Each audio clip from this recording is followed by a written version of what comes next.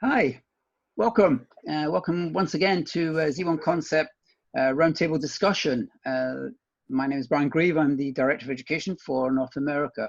Well, let me say what a joy this is, and we have another great panel ready to share some brilliant insight and some wisdom.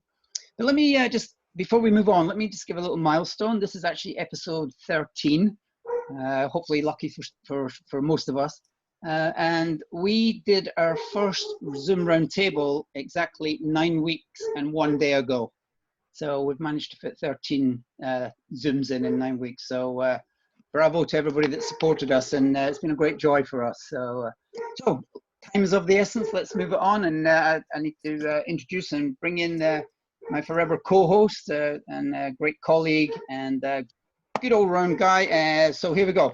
Gerard Caruso, how you doing, buddy? I'm good, Brian. Good old round guy. I wonder if that's not as in round. I was wondering about okay. that. All right, okay. Think about it, Brian. Episode 13. It's like the baker's dozen. So the 13th. There you go. 13th is going to be the good luck one.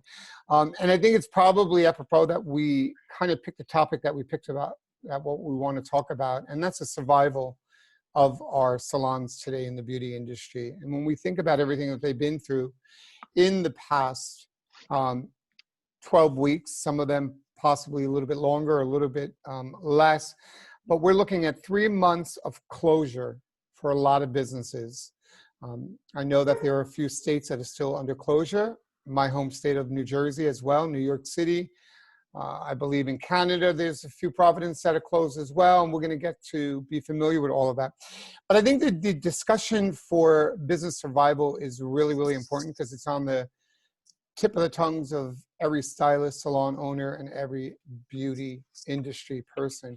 And I think that we have a really, really good panel that will be able to offer a lot of information, whether it's a personal thought or something that they have heard or whispers in the industry.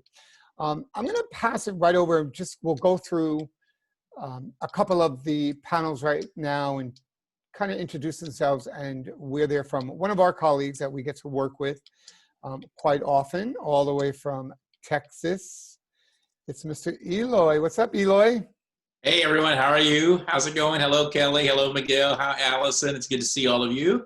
It's been a while since I've seen faces in this amount. Normally it's one-to-one calls for me. I am Eloy Villarreal. I am the Market Development Manager at Z1 Concept. I get the privilege and the opportunity to travel across North America and visit all our distributions, you know, from one coast to one coast, all the way into Canada, and as far down as to the tip of Florida. So my life with work has abruptly changed. And I'm no longer doing that for the time being. So I miss seeing all our accounts. However, as Gerard said, we have an opportunity, you know, with new technology, Zoom especially, like Brian and Gerard have been doing, to reach out to our partners and our network across North America. And it's been very beneficial because if there's one thing that we are seeing the most is we're seeing a lot of shared information. As Gerard mentioned, we have territories that have opened up and territories that have not opened up. Some open up in just a moment. I know that May the 8th, Texas opened up, and following that Saturday, in an instant, Florida and Alabama, and I believe Mississippi opened up. Right. And you know, what a whirlwind for stylists and salons to have short notice. So anyway, these Zoom meetings I think are very powerful, and we give a lot of useful information here. So yeah, thank you. I appreciate the invite to be here, and I look forward to our content. Awesome. I just saw that we have Tara joining us. Why don't we try and get Tara on real quick, and then we will try and get a conversation going here. Let's see. Is she able to join? Tara, are you there? Are you able to hear? I think she's just getting her audio organized. I can see the. All right. Yeah, looks like. Well, Tara gets set in. You know, something that Eloy just said, and it's amazing. You know, like Eloy. There's Tara. How are you, Tara? Hey.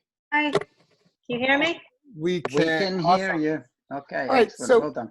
what I was saying is exactly what Eloy said. We are thinking about what has happened. Like Eloy, I mean, you're in a double lockdown. You were able to travel from coast to coast and all over through Canada. So for you, you haven't seen anybody in how long?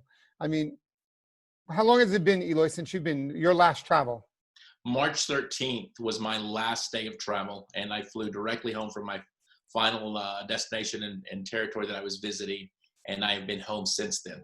Wow, amazing. I mean, Brian and I think our last travel was when we both flew out to Italy, and we flew back in, and it was right, right before everything started going down. That was a close So, one. Again, my name is George Caruso, and I am the creative director for Z1 Concept USA. And like Eloy said, it's a great way for us to reach out to all the stylists around and talk about the industry and share some things. I want to go around and kind of just bring everybody in real quick and let them introduce themselves before we get the topic going. And I want to take it all the way over to Canada. A great motivator, great avenue to reach out to is Mr. Kelly Bell. Kelly Bell from Hello Beautiful. How are you? Great, thanks. Thanks for having me. Nice to be the Canadian contingency. It's just as hot here, believe it or not. Right. Anyways, yes, no, my name's Kelly Bell, and I work for Hello Beautiful Distribution and Sales as a distributor sales consultant. I also do have a small salon as well. So I can really relate to this. Everything much like Eloy had mentioned, that date, the 13th of March, was sort of the beginning of the end, if you will.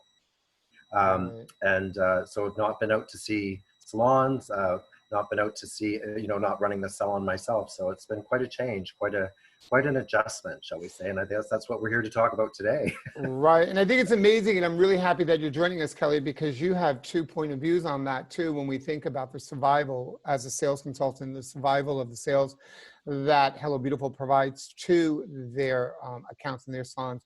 And then again, like you mentioned, being a salon owner, and I'm sure that you have some great input on that and thoughts that have gone through your mind about what the survival of business is.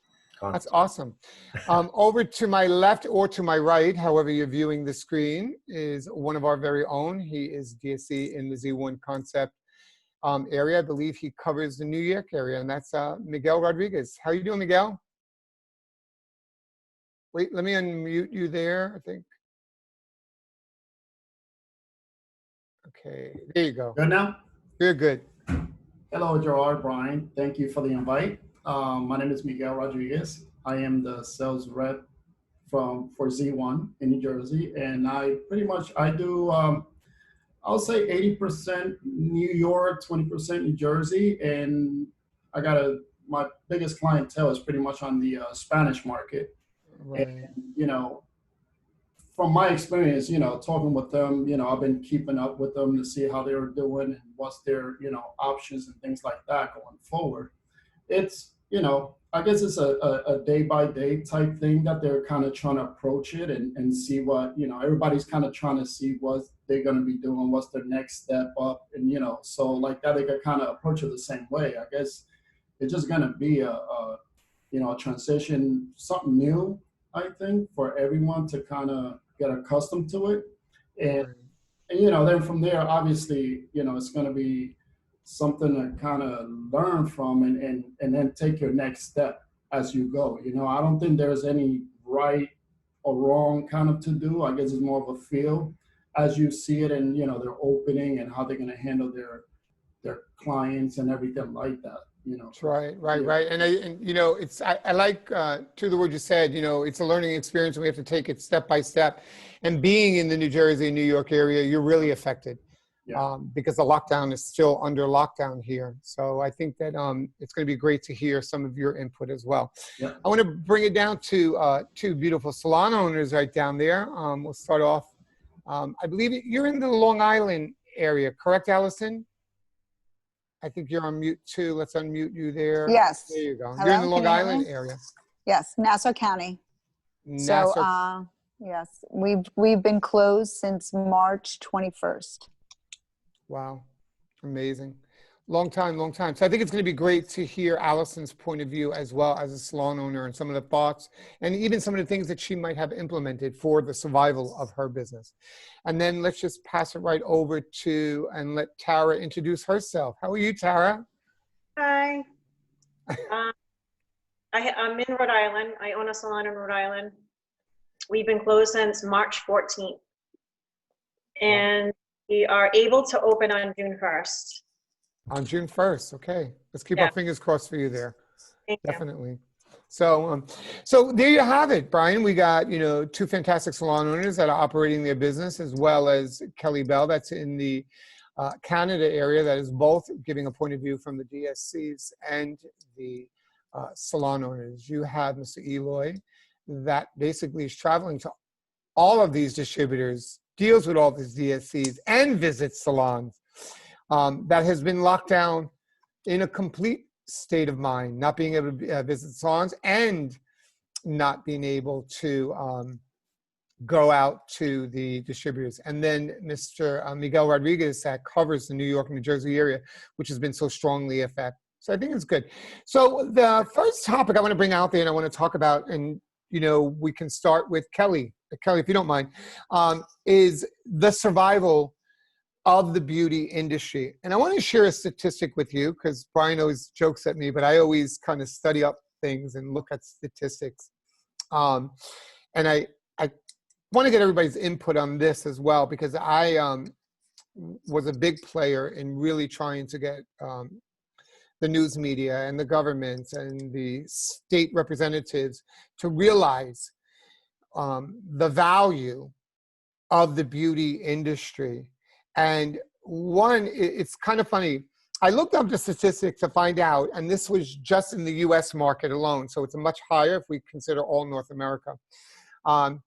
But there, as of the data of 2015, there are over 580,000 stylists. 580,000 stylists. All right. With a global now, all right, that's just the US market, all right? So if you want to talk globally, all right, with a globally hair care market revenue of $69 billion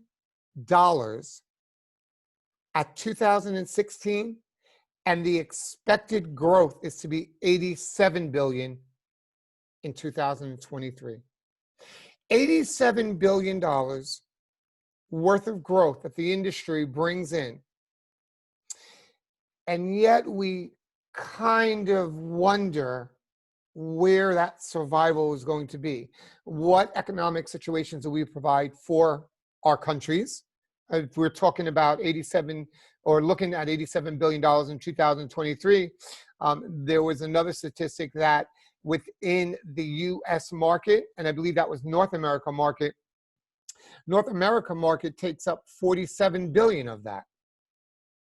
All right. So when you look at those figures and the money that this industry brings in, you know, where do we see the survival of that going if we're expected to bring in 87 billion by 2023?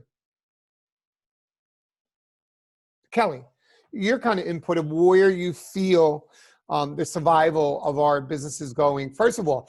And also in that, maybe you could throw in, like, you know, things that you have heard through salon owners. Is the survival of their businesses a concern of theirs? Because it seems to be globally. But to your point, Gerard, I mean, economically, the salon industry, we're normally an industry that's so recession-proof. You know, everybody always wants their hair done. It's about the last thing that people are going to not pay money for. But this is a whole new territory, and it's just leading itself down a road that we've never experienced. Right. Kelly, to that point, I'm going to say that because when I did, and I went to get those statistics, exactly what Kelly just said, everybody, the beauty industry was always kind of pronounced to be recession proof. And it was back in the days of the recession, when they were talking about that beauty salons were survivals. And I know we talked about it before in other Zooms. Chanel's number one thing that they sold back then during the recession was red lipstick. It was the number one item that was being sold, and people were spending money on that. And to your point, Kelly, which I'm glad you brought that up, that was one thing that was brought up on these statistics is they don't know how that's going to take place with this pandemic that's been arrived from the COVID-19. Awesome point, Kelly. Yeah, no, it's definitely, I mean, we're still, every area is different, as you mentioned earlier. We're still predominantly in Ontario, shut down. A couple of provinces are open. But with the salons having to, you know, restructure, there's so much change to be had, and so many, the thing that's happening currently, and I'm sure it's happening throughout North America, I could be wrong, is that they are taking advantage of, certain salons are curbside retailing, something that they're at least allowed to do, and it is fairly, shall we say, safe. For retail alone, just to try to accrue some of the monies. Many salons are still having to pay rent, which is obviously a challenge. We're fortunate that our government has helped out a great deal with regards to that, so that's helping the future for our hairdressers. But I know many salons are scared, and I personally know of two that have already had to announce that they have to close their doors, unfortunately. Right, right. You know what, Kelly, I heard the same thing as well. I know of a couple salons that and then we could talk about that too later on. A couple salons that were salon owners that had commissioned salons have now closed their doors even before they got to reopen them, and are going independent. And there seems to be a thought that the independent segue of the beauty industry will increase as commissioned salons will start to decrease. And on that note, I'd like to bring in Eloy with us because he gets the opportunity, or had the opportunity before, to kind of visit both aspects of that, same as you do, Kelly, because you also not only are a salon owner, but you also visit salons because you are a sales consultant for salons. Right. So Eloy, Kelly and I were just sharing thoughts on that, and I'm sure you heard on the whole thing about where our business was, recession-proof, and what is the thought that is going on out there of the survival of businesses. And what's your opinion on it? Do you feel that businesses, for the most part, are going to go through a survival mode? Yeah, I think there's been a big adaptation with a lot of salons and a lot of stylists, and that's what I'm seeing, you know, as I speak to all our partners across North America. I've had the opportunity to actually ride with Kelly and, you know, and visit salons in his territory, and, you know, observing the different methods of business practices, you know, and they do differ a little from Canada to North America. But the one thing that I'm seeing, you know, in similarities right now, because there's so much unknown, and I think that's the issue with why our industry, you know, has been hit as not being recession proof, if you want to call it. This is different. This is a lot different, and there's so many unknowns. But what I am seeing in similarities is that, you know, the survival instincts came out and are still coming out with salons and stylists, even distribution, even us as a manufacturer. I mean, you know, we've adapted. To go on about the curbside pickup that Kelly was mentioning, I mean, I can't tell you how many times, and I visit lots of salons, and joking aside, but, you know, I have visited salons and says, oh, I'm not a retailer. And the one positive thing that has come out of this is that every stylist has learned how to become a retailer and has, you know, done curbside pickups or drop off deliveries and realized the importance, you know, of retail right now. And you see that as one adaptation. So I think it's an evolving thing as more territories open up. I think we'll slowly learn from each other, and that's what I'm seeing, you know, and just through different forums, you know, social media forums, our forums. So I think our survival, I think we're figuring it out. And, you know, in the beginning, maybe it was a little hectic. It hit us, you know, upside the head like a shock, you know, it's like, whoa, what has happened? We're closed down. But we recollected, you know, our industry recollected, and I think it's a learning process right now. And that's right. What I think.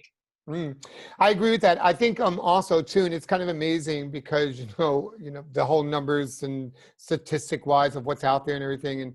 And both you and Kelly had both mentioned this, and I think it's something that we could shortly address. And I want to bring Miguel in on that as well, being one that offers 2 salons. And Miguel mentioned earlier that he's been talking to some of his salons.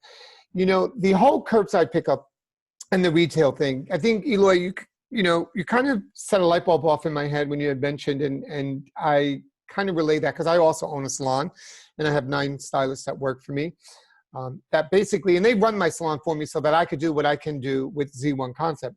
But the funny thing about it is we always used to hear from stylists before, I'm not a salesperson. And I used to say, oh, you are so wrong. You sell yourself every single day. Now just implement retail with that, because here's another funny statistic. Do you know what the #1 beauty product that is sold? Shampoo. Shampoo is the #1 beauty product that is sold. And primarily, of course, these statistics are probably also talking about the industry as a whole.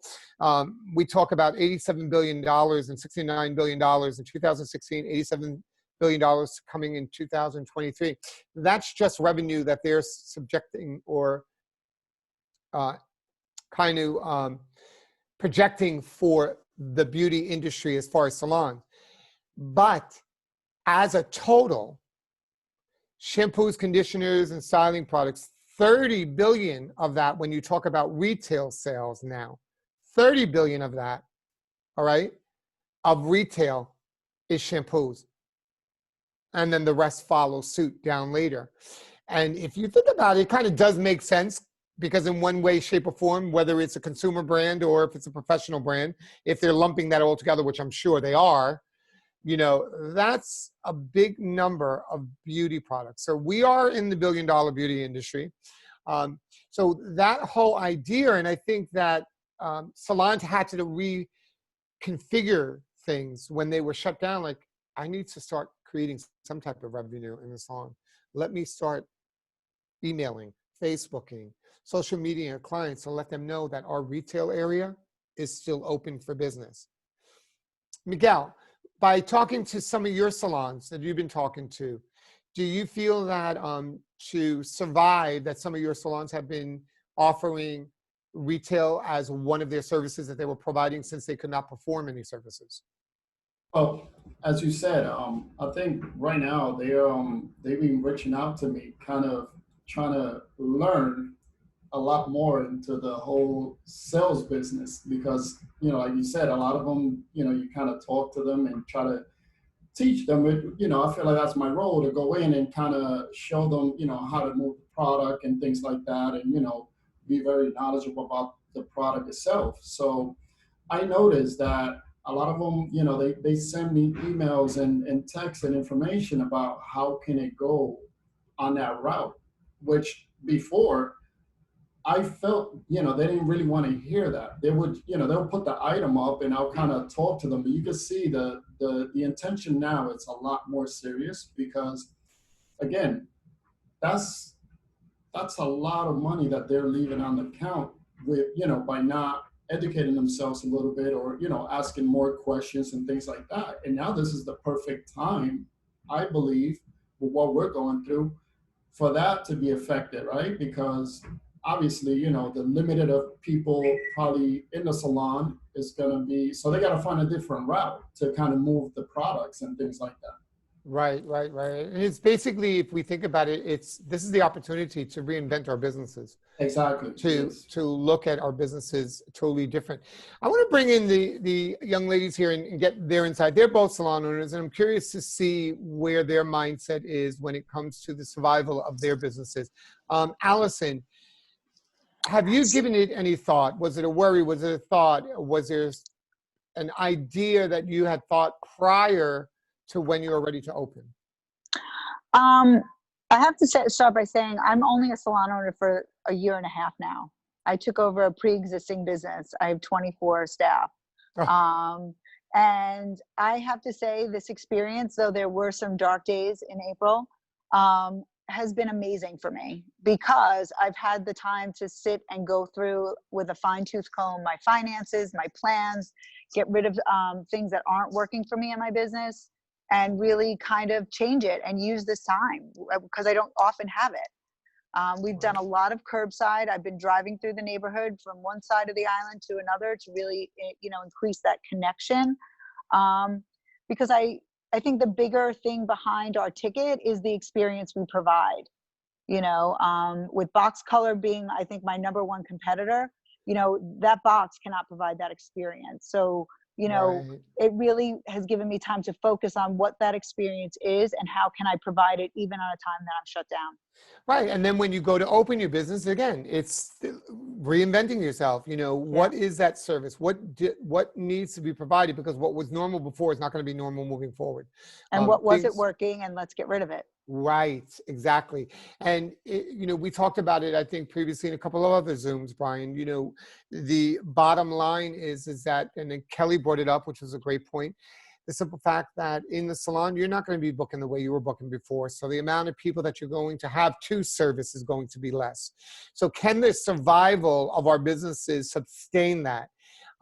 Honestly, my honest opinion, you know, and I'm probably, maybe will annoy some people about this. My honest opinion is absolutely yes, it can. If you take the opportunity and the moment, and the time is now, to reevaluate your business, reformulate what you've been doing. And I think, Allison, a great point, and I hope a lot of hairdressers and salon owners that are listening to us, take what you said. You had to reevaluate your finances and look at it, and take that into point. Let's bring it over to Tara. Tara, your kind of insight on what you've been going through during your closure and what your survival mode is going to be once you open up.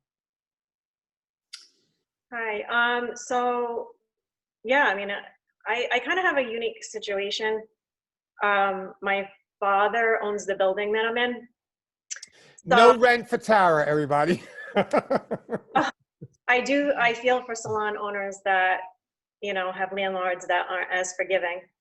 But I mean, this can't go on forever. So I had to think of something that could bring, you know, some kind of income in to help the business out while we were closed. I built an online store for the salon, the curbside pickup, because and a lot of stylists were doing the color kits, and I'm not judging anyone that did that. I know everybody has to do what they have to do to survive. This is what it's all about. But for me, for my own personal reasons, it wasn't an option for me. So that's why I built the online store to do the curbside pickup, because I do sell a lot of retail when the salon is open. So, and I love milkshake products so much. So I know you were talking about, some people say they're not a good salesperson. I'm not either. I can't sell something that I just feel okay about, but I love milkshakes. So it's an easy sell for me. You know, here's a key word, and I'm sure everybody's going to agree with me, that I picked up from what you just said, and I think Brian did too, because I saw his kind of face light up a bit there. Love. You love what you do. And I think for all of us, if we could reach one thing to each and every stylist and salon owner that's out there, you know, if you're loving what you do and anything that you love that you do, you will survive. You know, there's not an option for me. You know, me wearing several hats. As far as my salon, I love my salon. I love the girls that work there. I love what we do as a hairdresser. I like that. You know, I think what I'm going to miss is that touchy, huggy, hello feeling again. You know, we're going to do things a little differently, of course. But the failure is not an option. Do you know what I mean? Survival, to me, that's my main concern. That's the option. And survival will come because I have hooked and connected myself. Of course, you know, the same aspect is, you know, I represent Z1 Concept as a brand, but I have connected and hooked myself with people around me that are going to help me to survive. The Kellys, the Miguels, the Eloys. Those are the ones that I could honestly say to each and every stylist out there and each and every salon owner out there, reach out to your DSCs, reach out to your manufacturers. They want you to survive. Survival is going to be for all of us. Going back to what Kelly said earlier about, you know, back during the recession, that is the key thing and the most important thing that survived back then, and it was the beauty industry. However, we are a much larger industry today than we were back then. So that's why statistics that come up when you search it and everything, they say that, you know, in 2020, the time is different. And that's why it is important to reinvent yourself. So Kelly, what do you think are some survival tips that you can suggest, and even for you to take into place into your own salon? But as a DSC, what do you think that salons are needing today? And what can we provide them? For sure. In both of my roles as a DSC as well as a salon owner, I've been doing what I'm sure many either or the people that are doing that role, reaching out to the salon clients, reaching out to my clients that are my salon customers as well as a DSC, and trying to consult with them and just letting them know that we're here for them. And also too, I especially find my role as a DSC sometimes, how can I say, it's almost like talking them off the cliff, if you will, having them sort of, like Allison was mentioning, reassess the way things are done with the potential of reopening. It might look very different. I know here, for example, again, I can't speak to what's happening throughout the rest of North America. We're allowed one person at a time. There can, like, each stylist is allowed one. I think that's the same. All the PPEs in place, yada, yada, yada. No blow drying here as well. I don't know if that's something there, but no blow drying. And it really creates a new world. But I guess what I'm saying is, for myself, is to try to put their mind at ease of, they're so used to booking somebody in between. What can I do at that time? Well, that time could be very well used, perhaps, retailing once we're able to reopen, and with them in the chair, rebooking their appointment and maybe collecting their money so that that's not happening at the end. So it's really not that much of a time frame lost, if you will. Reassuring them, I guess, reassuring the salon owners that things will be okay.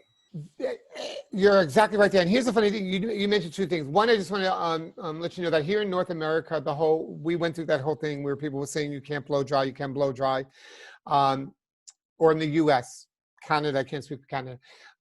That ended up being a policy that came from a hairdresser. A hairdresser started that.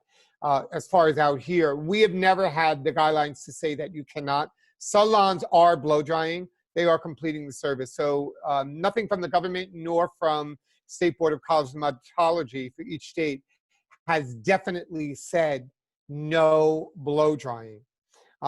So as far as blow drying, that's probably an option for salons. Some are not. So that's a good point.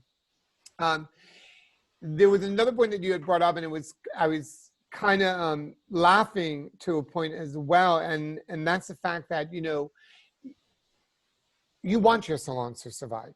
You're there to make them survive. And whether it means, selling retail, adding services, I know that another survival mode that people are putting into place, which is true. There was a lot of talk about price increasing in salons. And then at first people were against it, people were for it. And here's the funny thing with that is, technically, all right, like Tara said, some salons offered color kits. Hey, everybody has to go into survival mode. Everybody has to do what they have to do. I am not knocking anybody who did do it. You did what you have to do. You have to survive with it. I totally understand it. My friends that own salons, some of them did do it. Like Tara, it wasn't an option for me. We didn't offer that. But there are a lot of salons that offered it too. And God bless them, because they had to survive. We are in a survival mode, right? But it was kind of funny that when we talk about different avenues to survive, and the money situation came up about raising prices on that, it brought up the concern, well, that might be a little harsh to raise the price. But at the end of the day, you're not, and we're doing a class on it, Brian and I, you are no longer doing a 4-week touch-up service or a 6-week touch-up service. You are now doing corrective color, because the average, only for the first time that they come back, but that 4-week, 6-week touch-up service is now an 8 to 12-week touch-up service. So you're going to have to approach that different. You have to use more products on that aspect, on that.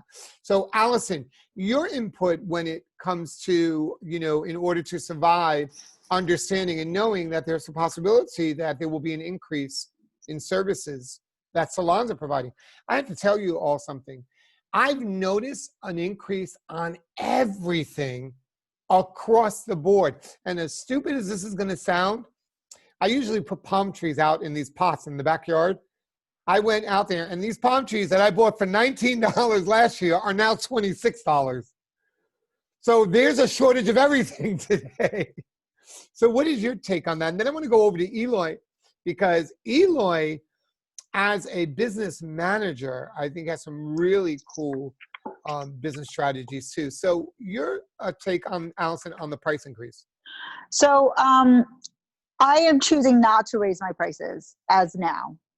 This salon has not had an increase in 4 years, so we are definitely due for one.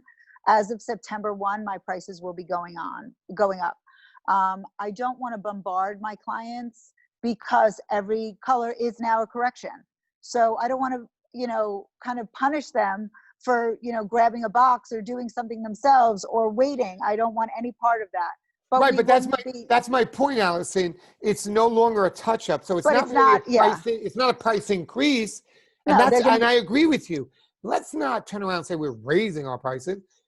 Your revenue, and to make salons feel more comfortable and stylists feel more comfortable and not to worry about it, your revenue is going to increase because your workload, yes, it'll be slightly spread apart, which means we might have to open early, close later, and things like that.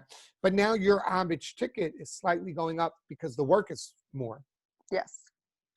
So I agree. We're going to charge correctly that way. And, you know, we all have those clients that you paint a few highlights and there's no charge. That is no longer okay right now. That's a survival practice. And I do think that that's understandable. That's understandable amongst all. I want to bring Eloy in on that because as a business manager, Eloy, I know that you visit salons and distributors and deal with DSCs. You said that you were able to drive around with Kelly. Your intake on suggestions or ideas for the survival mode of these salons? I think it needs to go in steps, and something that I've been sharing with some salons that, you know, during the past times I've become good friends with is, you know, one thing that I always say is find your support through your distributor, find your support through your manufacturer, and then find your support locally. You know, I am a hairdresser from the beginning of the early 90s, late 80s. So no. That'll be my age. But back during my time of beginning in my hairdressing world, we had communities of owners of salons within our cities that would support each other. And I noticed that, you know, as time went on, mid 90s, early 2000s, that kind of dropped off. And I was talking to one of our distributor partners, and he said, "Hey, do you realize that salon owners are collaborating together? They're starting to create their own support groups. So find your support group. I mean, that's going to be one of the best things for your survival because it's going to be shared information and shared ideas, especially because we're isolated right now. And through that support system, the one thing to do is, if you're not open, is to prepare. Be prepared. Start collecting the items, the added items that you're going to need, which we've just recently talking about price increases. You know, there's so many corporations and businesses that when they give raises to their employees, they give a cost of living raise. And if you think it in actuality, right now, adding all the new sanitation guidelines that, you know, with more barbicide and masks and shields and whatever, that's added to your cost of living. So in my opinion, it's appropriate to add an upcharge or a service charge because your cost of living has gone up. And it's no different than, you know, other corporations that do it annually or so. So find your support, prepare, and then be ready to execute. And I think that's the three big tips that I've been talking about, you know, in you know, some of my conversations with some of our salons and our distributors.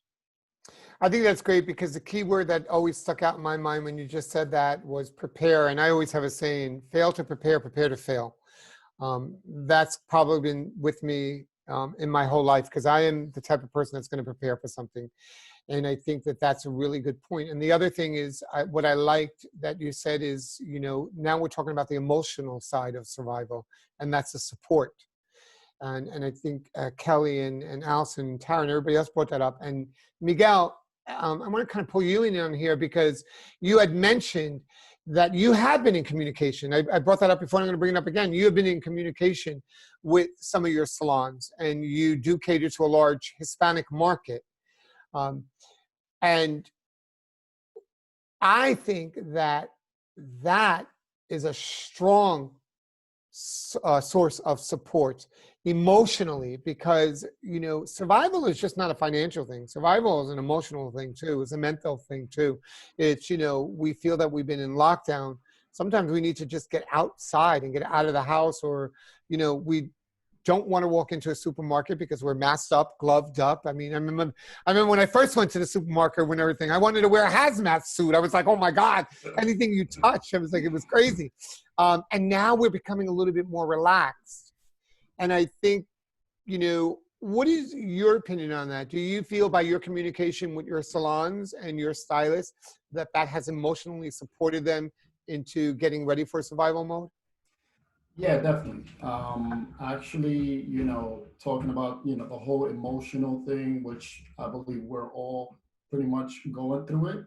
And, with them, I feel like, the support to give them, it's just so they could kind of stay on track. And because, on the Spanish side, for instance, Spanish, a lot of them don't know English, and it's hard for them to kind of keep up with what regulations, what's guidelines are out there. So I'm becoming sort of the translator in between that to kind of keep them up to date or little things like that. And that's what they always coming back for me and asking me, hey, anything that you heard about, what's what is the companies doing, it's just because they're kind of lost in the mix. And I believe, that's my job, to kind of try to get them up to date, and so they could get prepared, like Elo was saying, get them prepared when it's time to open up, obviously not 100%, but they could kind of have their things together, as far as, what products and things like that, and how they could move on with it. Because they feel, they don't know whether there's going to be a big rush coming in and how can they handle it, so it's a mixed emotional thing with them. And it's kind of funny because you bring up the Latino market. The funny thing is that the Latino market has increased since 2000, has increased in the industry at a rapid rate of 20%. And I agree with you, because I see the Latino market as what, and Eloy, I'd like to get your input on that too. The Latino market supports their community very strongly. They support their community in bodegas. They support their community in Spanish-speaking salons. And to your point, Miguel, it's like loss in communication. It's a comfort zone. It's emotional support. They know that they're going to their Latin salon. The people are speaking Spanish. It's kind of funny in my salon that, each stylist, and I kind of created it similar to that, but we have 2 Latino people that work for us that cater to all our Latino market. We have a Asian girl that caters to a lot of the Asian market, and it's kind of weird how uniformly together it's opened up, but the communication does sometimes get lost. Mm-hmm. So I think that that's awesome that your market that you deal with can communicate with you, and you now are doing double the research, because you have to take the research that is being provided by us of the COVID-19 guidelines and offer that emotional support. And I am sure that that is a big weight off of that market and those people. Eloy, I know that you deal with the Latino market as well in Texas. Texas is another very big Latino market, correct? It's not all, yeah. I mean, even Texans, the Latinos wear the Spanish hat, the big, not the sombreros, but the cowboy hats. Yes. So, do you see the connection there in Texas? Yeah, I think each culture has its different, cultural aspects about community. And, I think we can all agree that, each culture will gravitate a lot different with each other. But it is a joint community across the board, as hairdressers. And the one thing that I do see, and, I've had some of my friends, who have reached out to me and said, can you find any material that is in Spanish? And, I look. So I think that's providing, maybe a small challenge to some of our communities, to find material in bilingual or trilingual, not just Spanish, but other languages. So kudos to Miguel for, being that connection in between, because that does provide a challenge. And once again, that's where support gets lost. And that's why I'm a really big advocate of support, Mm-hmm. because once you get the support, everything else will fall into place once you get the support, but you need to find the support. And Right. so, but the Latino culture, I mean, we are very community based, and but I'm not saying that other cultures aren't, but the disconnect once again is we're having problems, or I'm having problems. I don't always see guidelines or memorandums or anything that's put out in public in an editorial in Spanish. And so Right.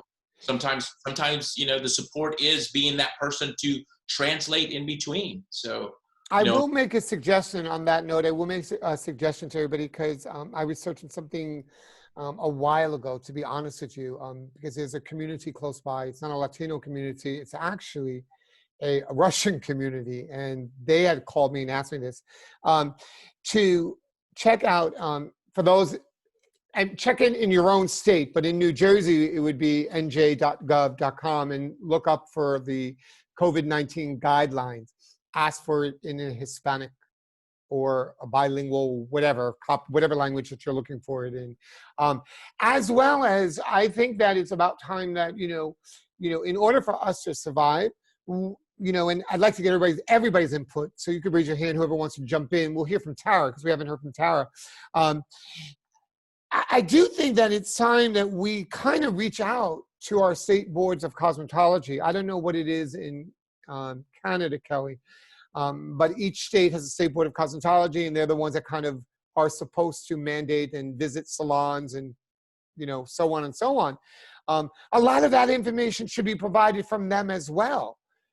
As far as in bilingual, it should be in Spanish, it should be in English, because I know that there's going to be new standards that we have to place up to the guidelines on basically how to wash your hands. That whole thing has to be in laboratory. So there's got to be, different avenues for different communities to get this. And again, yes, kudos to you, Miguel, because you're providing that for your team. But try those different avenues, say Board of Cosmetology and nj.gov or texas.gov, whoever. And if not, that's when we have to reach out to our congressmen and our governors and our senators, to ask for that. Tara, in your area in Rhode Island, have there been any guidelines, stipulations, or suggestions? Have there been people that were reaching out to you to offer you different ways to get it going with survival mode? And I got to add this to everybody too, really, really quick. The whole thing of curbside pickup, I'm probably going to get lashes against me for saying this, but, shame on our governors and our governments and everything like that, because they did not really, the beauty industry created that on their own. And you know who I give kudos to? The stylists and the salon owners, because they did that. Everything for restaurants and bars and little bodegas and little stores were set up. Oh yes, you can do curbside pickup. Our beauty industry had to create that. And then there were situations, from what I heard, that they were trying to stop people from doing that. Very confusing, very gray area. Don't understand it. But in Rhode Island, were there any stipulations that was set upon you, Tara, to put yourself in a survival mode? While we were closed or going forward? Yeah, I mean, okay, so while you were closed, everybody started thinking about doing, color kits or curbside pickup as far as product. I commend you, because I think that that's awesome that you create an e-commerce site to sell retail. And I think that was so smart. And here's the funny thing. I think more and more people are going to be doing that for the future, to keep that going, if they have not already done that. But has anybody from the Rhode Island State Board of Cosmetology or the government or your local officials offered suggestions or idea for survival modes? Not that I know of. You know, that the way you did that, it looked like it was going to be a big no. It looked like she was going to pull a huge no out there, but yeah, you can say really loudly no. Yeah, no. At first, when this whole thing started, the color kit thing was actually they were saying. I mean, it was all hearsay. I guess I don't know if it was really a thing, but saying that we could lose our license, Right. you know, insurance wouldn't cover that if anything were to happen. I don't know, a bunch of things, but we finally got a list of guidelines yesterday, and we're able to open June 1st, which is Monday, but we finally got the list of guidelines just yesterday. I feel like the government really doesn't know a lot about our industry at all. Oh, but they should know that the industry is projected to make $87 billion by 2023. And once they see that number come in, then they'll know. So, and one of the restrictions, they were saying that, well, first they were saying they didn't want any clients to touch the products.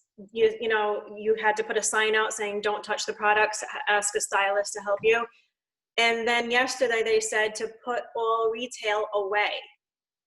So don't even have it out, which I think is kind of crazy, because what about stores? What about Walmart and Target? Right. Everything. Right. It doesn't really make sense. Yeah, supermarkets. And it's a great point. It's a great point. Kelly, up in Canada, are some of the similarities the same there that were going on here as far as, you know, salons and hairdressers? You know, I think everybody went into survival mode at first by kind of like Facebook Living everything and webinaring everything and viewing that way. And then they thought to myself, you know, or they thought to themselves, hey, I'm doing all this. Now let me go into a financial survival mode, because that was an emotional survival mode because it kept everybody connected. But now there were limitations that were put on to salons. And I think that salons and stylists were trying to create their own survival modes. Most definitely. Much like what Eloy had been mentioning as well, our distribution has a group that's a sort of a private group that allows for salons to speak about their concerns. We've had a couple of, you know, informative sessions with the stylists and salon owners to try to help them understand what's coming up. Also as well, even locally in the small town that I reside in, there's a Facebook group, like Eloy said. We often don't really see the other salon owners. This was put together. It's all the salon owners. It's not just for, you know, no offense to just stylists. I don't mean it that way. Just that there's certain things that are pertinent to the owners that aren't necessarily pertinent to, you know, an individual stylist or an independent. So that's been a great group. To the point of, again, we're all sharing the latest things we hear every day. It's like just today they were saying, you know, there's a good chance we may not be open until July or August here. And that's heartbreaking. Like we're all on there like, no. And then of course, when anything comes up regarding what are the regulations and what's the list of what we're going to need that's put out by our government, which, into your question, they have done a fairly good job of putting out that information. At first, many of us, especially in that salon owner group, you know, scrambling to be ordering things and purchasing PPE items and not knowing, well, do we need disposable capes? Do we need disposable, you know, just buying them just out of fear almost. So just that communication and support has helped a lot locally. And as well, our distribution, as I'm sure many have had to take on items they never thought that they would be selling, such Right. as disposable capes or, you know, Right. masks. I mean, we don't necessarily, our distribution didn't sell masks to the esthetician industry. So, you know, hand sanitizer, certainly having to source from a distributor angle, that to provide it for the stylists, salon owners, to make them feel comfortable about reopening. I think that's a great point, Kelly, because I've heard that as well from distributors, that there were items that they never purchased before, never thought the industry would, or salons would want to purchase them. And just like you said, things like, you know, all that PPE, facial masks, disposable capes, shields, sanitizers, you know, disinfectants. You know, we always left that kind of up to one brand, and that was Barbicide. That's right. And I got to give Barbicide's kudos and give them credit for the fact that Barbicide did step up to the plate when they came to really kind of make stylists understand what they envision is going to be down the pike. Yeah, it benefited the brand as well, which is fine, but they still offer to the community. And I think that's what this roundtable is about, is just offering to the community that, you know, if you're not in a survival mode, put yourself in a survival mode. To put yourself in a survival mode. Brian, how are we doing for time? All right, good. I'm just about to say, before we get into maybe like the last round, Gerard, Yeah. can Well, let me say something? Go ahead. No, I just want to just roll it back to something that Eloy shared, and I think it's very pertinent as well to our roundtables, and I think you and I can, you know, really feel proud of this. Eloy, I love the comment about the collaboration. I'm a total believer in it. I know Gerard is, and I really believe that our Zoom roundtables, up to even this one at you know, episode 13, it's brought the hairdressers, the sales consultants, you know, all of us involved in the industry to really support and look out for each other. And we felt that, haven't we, Gerard, in the previous Zooms that we've had, and I really appreciate you bringing that up. I just wanted to share that before we move on to the kind of roundup. So thank you. No, I think that's a good point, Brian. I think, you know, listen, we've done several roundtables and had discussions on them. And, you know, the idea of when we thought about doing one for survival, you know, it wasn't just a financial thing. It was basically, what is the mindset of people out there? You know, I think, Brian, you and I talked about this yesterday. I shared something with one of my stylists. We were having a conversation. And I think that's another thing, too, that, you know, as salon owners, we need to let salon owners know that you need to have that communication with your stylist. And they should have been. And I'm sure that most of them have during this whole thing, just as much as, you know, Miguel, right? Brian Miguel has been having communication with his salons. Kelly, you the same. Eloy is having communication with distributors.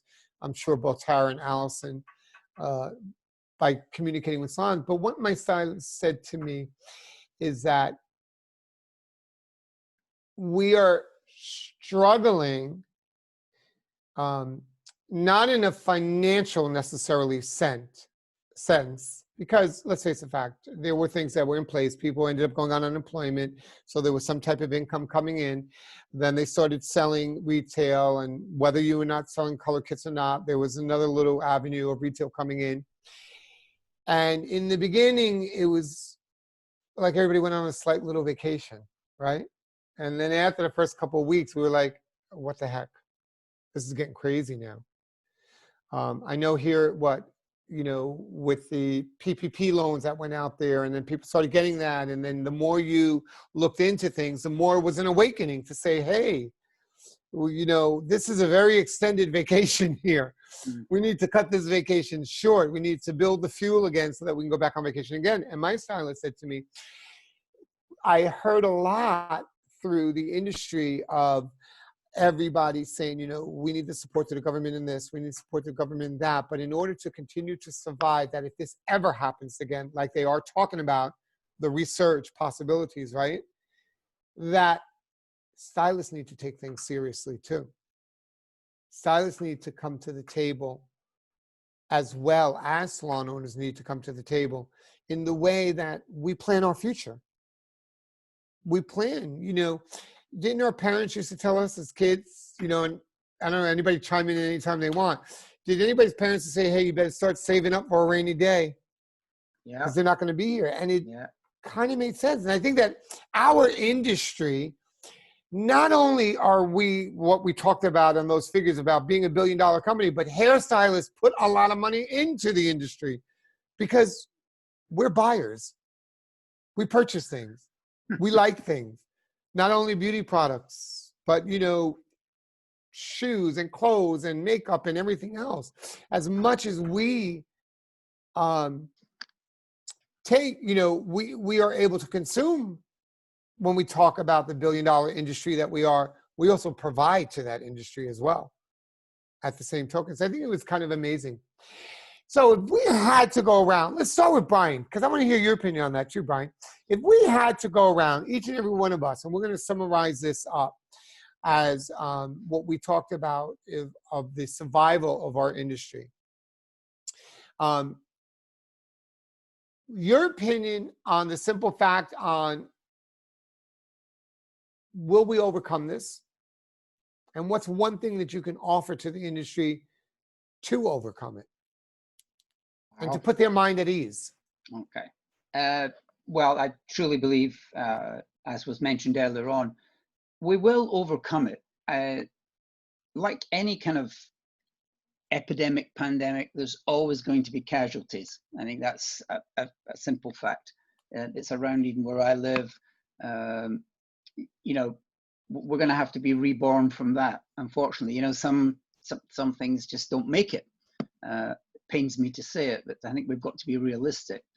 I think where something that could be offered out is to really be humble and have a sense of gratitude. And we are a giving industry, but we have a capability of losing our way sometimes because we get a little self-absorbed. It's you know, it's all about me, or I can't trust that one there, and I can't trust that. Really, like, comes back to the collaboration thing. I believe that if we all look out for each other, I've had that happen, and I know what that feels like. That would be my advice. Let's stop trying to kind of like whisper behind people's backs or whatever. I think all that stuff needs to go away. Let's all be responsible. And the other one more thing, if I have the honor to do, more and more hairdressers need to work on their business, not just in it. That's a key thing for me. And then I believe the survival and the strength in the core of the industry would be forever stronger. But I believe we will get through this. Thanks, Gerard. Cool. Really appreciate that. Great question. Not the easiest one to answer, but I hope that you know, offers something out there. So thank you. Oh, I'm sure it does. Anybody else? Just raise your hand if whoever wants to go next, give their opinion on that. Oh, Kelly. Kelly Bell. And then we'll go to Miguel. Sorry to cut you off, Miguel. But no, I think certainly I mean, the thing to take comfort in is that certainly I think if salons could all open across North America tomorrow, they'd be very busy.